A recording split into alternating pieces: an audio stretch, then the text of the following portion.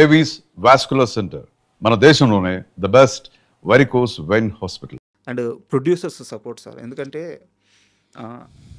నాకు తెలిసి సినిమాని ఈ మధ్య కాలంలో సినిమాని ఇంతలా ప్రేమించే ప్రొడ్యూసర్స్ లేరు. ఓపెన్గా చెప్పొచ్చు అన్నమాట. 100% చెప్పొచ్చు, తప్పే ఉందండి. వీళ్ళకి చాలా కష్టపడుతున్న సినిమాలు ప్రేమిస్తారని చెప్పడానికి మొహమాటం ఏముంది? మైత్రి వాళ్ళు. అవును, నో డౌట్ నా కెరీర్లో best producers. And Ustaad Bhagat Singh సంబంధించి క్లైమాక్స్ సార్, మీరు మాట అన్నారు, పవన్ కళ్యాణ్ గారే షాక్ అయ్యారు. క్లైమాక్స్ షాక్ కాదు, ఒక సీన్కి ఉద్వేగభరితంగా ఫీల్ అయ్యారని చెప్పాను. ఇలా టర్న్ అవుద్దని నేను ఎక్స్పెక్ట్ చేయలేదు అని చెప్పేసి. He surprised. బట్ బేసిక్గా మీరు గమనించండి, చాలా సినిమాల్లో క్లైమాక్స్ బాగుంటే సినిమా అప్పటిదాకా వచ్చిన సినిమా రేంజ్ పెరిగిపోతుంది. అవును. సో క్లైమాక్స్ ఎంత ప్లస్ కాబోతుంది సినిమాకి? చాలా ప్లస్ అవుతుంది. ఏమవుతుందంటే మనకి ఎన్ని యుగాలు మారినా, ఎన్ని కథలు తీసినా అధర్మం మీద ధర్మం గెలవడం, విలన్ మీద హీరో గెలవడం సినిమా. ఆ విలన్ డిఫరెంట్ డైరెక్టర్లు బట్టి డిఫరెంట్ బ్యాక్డ్రాప్లో ఉంటాడు. అలాగే హీరోకి ఒక యూనివర్స్ ఉంటుంది, వాళ్ళకి ఒక బ్యాక్డ్రాప్ ఉంటుంది. ఇదే ఎండ్ ఆఫ్ ద డే అదే జరుగుతుంది. ఒక స్టేజ్లో ఫైట్ స్టార్ట్ అవగానే జనాల్లో ఒక చిన్న అసహనం ఉంటుంది. అబ్బా ఇంకా కొట్టుకోవడం మొదలైందంటే ఫ్యామిలీస్లో కానీ పిల్లల్లో కానీ ఇంకా విలన్ని హీరో కొట్టేస్తుంటాడులే, ఇంకా ఈ ఫైట్ ఎంతసేపు ఉంటుందో అని ఒక అసహనం ఉంటుంది. దాన్ని బ్రేక్ చేసే దిశగా ఈ సినిమా క్లైమాక్స్ ఉంటుంది. ఈ సినిమా క్లైమాక్స్ లాస్ట్ షాట్ వరకు ఒక చిన్న ఉత్కంఠతతో ఏంటిది అన్నట్టుగా చూస్తారు. అండ్ ఈ సినిమాకి సంబంధించి ఇద్దరు హీరోయిన్స్ సార్. అవును, రాజీగణ, శ్రీలీల గారు. అవును, హీరోయిన్స్కి మీ సినిమాల్లో ఎంత ప్రత్యేకత ఉంటుందో, స్క్రీన్ స్పేస్ ఉంటుంది, అందంగా కనిపిస్తారు, పాటల్లో చాలా బాగుంటారు, కాస్ట్యూమ్స్ అదిరిపోతాయి. సో ఈ సినిమాలో హీరోయిన్స్ ఎలా ఉండబోతున్నారు? ఇప్పుడు మీరు చెప్పినవన్నీ ఉంటాయి, అందంగా కనిపిస్తారు, కాస్ట్యూమ్స్ అదిరిపోతాయి, పాటల్లో బాగుంటారు, ఇవన్నీ ఉంటాయి. నిజంగా కృష్ణవంశీ గారి సినిమాలో హీరోయిన్స్ నాకు చాలా ఇష్టం. తర్వాత మీ సినిమాల్లో. థ్యాంక్ యూ అండి, ఇట్స్ గుడ్ కాంప్లిమెంట్. అవును. తనికెళ్ళ భరణి గారు ఒక మంచి మాట అన్నారు, మంచి డైరెక్టర్ రావాలంటే ఎక్కువ సినిమాలు చూడడం కదా, ఎక్కువ పుస్తకాలు చదవాలన్నారు. అదేంటి బాబాయ్ అన్నాను. సినిమా చూసినప్పుడు ఒక వర్షంలో తడుస్తున్న అమ్మాయిని చూసినప్పుడు నువ్వు అమ్మాయి వైట్ సల్వార్లో ఉంటే వైట్ శారీ, లేకపోతే వైట్ సల్వార్ అంటే వైట్ సల్వార్, లేకపోతే బ్లూ అయితే బ్లూ, పింక్ అయితే బ్లూ, నీకు విజువల్ ఫిక్స్ అవుతాయి. అదే నువ్వు ఒక ఎండమూరి గారు నవలు చదువుతున్నాడు అమ్మాయి ఒక వర్షంలో తడుచుకుంటూ వస్తున్నప్పుడు నీ ఇమాజినేషన్ వేరు ఉంటుంది.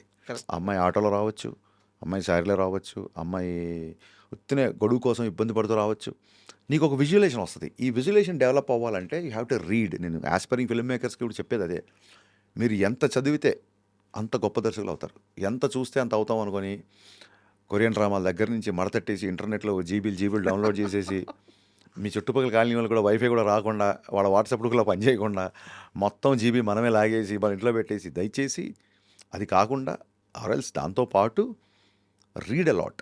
క్రిస్టఫర్ నోలన్ ఇంత పెద్ద ఫిల్మ్ మేకర్, కొన్ని సినిమాలు అసలు అర్థమే కావు. ఆయనే అన్నాడు, వాట్ ఈస్ యువర్ లైఫ్ అంటే, my life is like Christopher Nolan movie, I don't understand it, but what I say is don't try to understand it, just feel it అంటాడు. అలాగా పుస్తకం చదివినప్పుడు ఆయన ఇంగ్లీష్ లిటరేచర్ చదువుకున్నాడు లండన్లో. సైంటిఫిక్ బ్యాక్డ్రాప్లో అంత extraordinary screen ప్లేలతో చేసే నోలన్ ఇంగ్లీష్ లిటరేచర్ చదువుకున్నాడు. సో చదవడం మూలంగా వచ్చే ఇది, దాని మూలంగా చిన్నప్పటి నుంచి పద్యాలు చదవడం మూలంగానో, శ్రీనాథుడి శృంగార నైషధం మొత్తం చదవకపోయినా అప్పుడప్పుడు తిరిగేసినప్పుడు నచ్చిన పద్యాలు నచ్చిన పదాలు ఉంటే దానికి ప్రతిపదార్థ తాత్పర్యం అని ఉంటుంది తెలుగులో. ఒక పద్యానికి ప్రతి పదానికి అర్థం, తాత్పర్యం. అలా కొన్ని పద్యాలు చదవడమో, లేకపోతే చేమకూర వెంకట కవి కొన్ని పద్యాలు చిన్నప్పుడు అలా టచ్ చేయడము. సో దాని మూలంగా ఆ స్త్రీత్వం అనేది అందంగా చూపించాలన్న ఒక. హరిశంకర్ మీద చలం ప్రభావం ఏమైనా ఉందా? నేను మైదానం సినిమా తీద్దామని వచ్చిన ఇండస్ట్రీకి. ఎండమూరి గారి ప్రేమ, ఆనంద బ్రహ్మ, ఈ పుస్తకాలని సినిమాలుగా చేసుకుందామని వచ్చినండి. దాని తాలూకు భావుగత మీకు షాక్లో ఉంటుంది.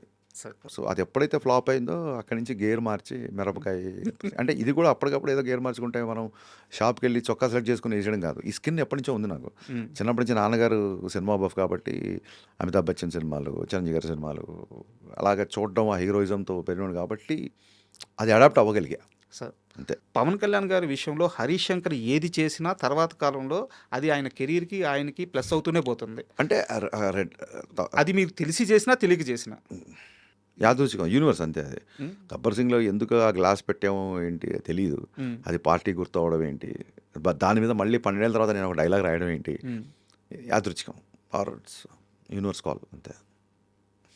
మొన్న మీరు కాలేజీకి వెళ్ళి మల్లారెడ్డి గారి కాలేజీకి వెళ్ళి ఒక ఫంక్షన్ సాంగ్ సాంగ్లో అని చెప్పాడు. సాంగ్లో అని చెప్పి చేస్తే ఆ ఎర్ర తుండు అందరూ కట్టుకొని మీకు అట్లా స్టేజ్ మీదకి ఇస్తుంటే అంటే సారీ ఈయనకి ఏమన్నా భవిష్యత్తు ఏమన్నా తెలుసా?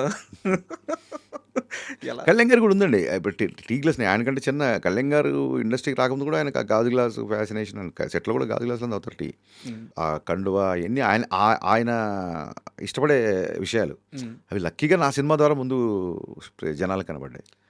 కల్ట్ కెప్టెన్ అని చెప్పి కొత్త అదే సోషల్ మీడియాలో పెట్టాను, టీజర్లు వేసామండి అంతే. దాని మించి నేను దాన్ని అలాగ అంత సీరియస్గా తీసుకుని అలాంటి ట్యాగ్స్ హీరోలకు బాగుంటాయి, డైరెక్టర్లకు ఏం బాగుంటాయి. ఏదో రాస్తారు.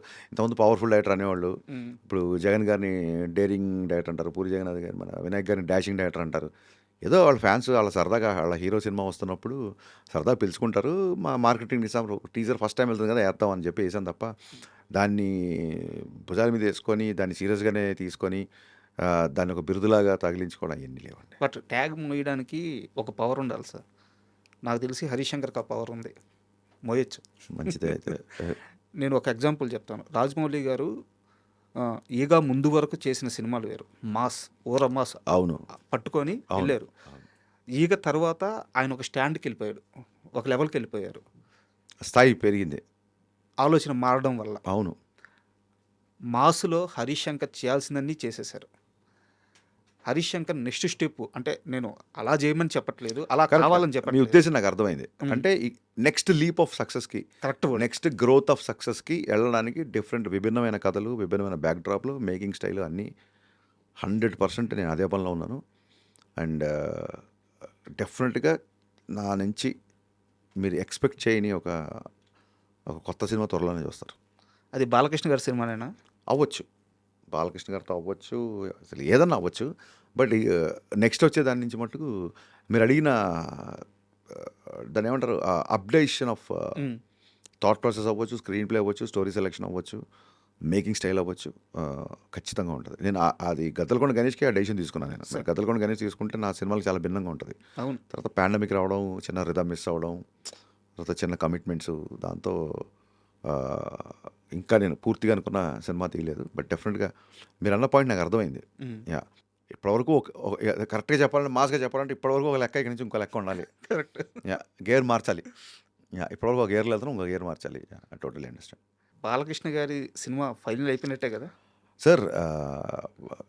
అంటే ఇప్పుడు ఎలా ఉంటుందంటేనండి, రేపు ముహూర్తం చేసి ఒక షెడ్యూల్ చేసిన తర్వాత కన్ఫామ్ అనే పరిస్థితులు ఏదైనా ఖచ్చితంగా బాలయ్య బాబు గారితో సినిమా ఉంటుంది. This is too early to say anything this time. At this point of time this is too early to say. ఫైనల్గా ఉస్తాద్ మీ కల్ట్ ఫ్యాన్స్కి మీరిచ్చే భరోసా ఒక్క ముక్కలో చెప్పమంటే ఏం చెప్తారు? ఈ ఉగాది ఉస్తాద్ ఉగాది. ఇది అసలు సిసలైన సినిమా పండగ. ఒక్క ఫ్యాన్సే కాదు, మొత్తం ఆబాల గోపాలం ఫ్యామిలీతో అందరు కలిసి ఉగాది పండుగలకి ఊళ్ళకి వెళ్ళిన వాళ్ళు, అమ్మమ్మ వాళ్ళ ఇంటికి వెళ్ళిన వాళ్ళు, నాన్నమ్మ వాళ్ళ ఇంటికి వెళ్ళిన, మావేళ్ళ ఇంటికి వెళ్ళిన వాళ్ళు, మేనత్ ఇంటికి వెళ్ళిన వాళ్ళు, అక్కల దగ్గరికి వెళ్ళిన వాళ్ళు, చెల్లెళ్ళ దగ్గరికి వెళ్ళిన వాళ్ళు, అందరూ కలిసి ఒక సినిమాకి వెళ్దాం అంటే ఆ సినిమానే వస్తుంది. ఎందుకంటే దీనికి సెన్సార్ కూడా యూబై ఇచ్చింది.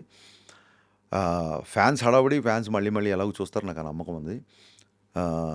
నార్మల్ ఆడియన్స్కి, ఫ్యామిలీస్ కూడా ఒక్క సెకండ్ బోర్ కొట్టకుండా ఒక అద్భుతమైన డ్రామా, ఒక అద్భుతమైన కళ్యాణ్ గారిని ఎలా చూడాలనుకుంటున్నాం, ఇంతకాలం ఇలాంటి కళ్యాణ్ మనం మిస్ అయిపోయామా అనే ఫీలింగ్ మట్టుకు నేను తెప్పిస్తాను.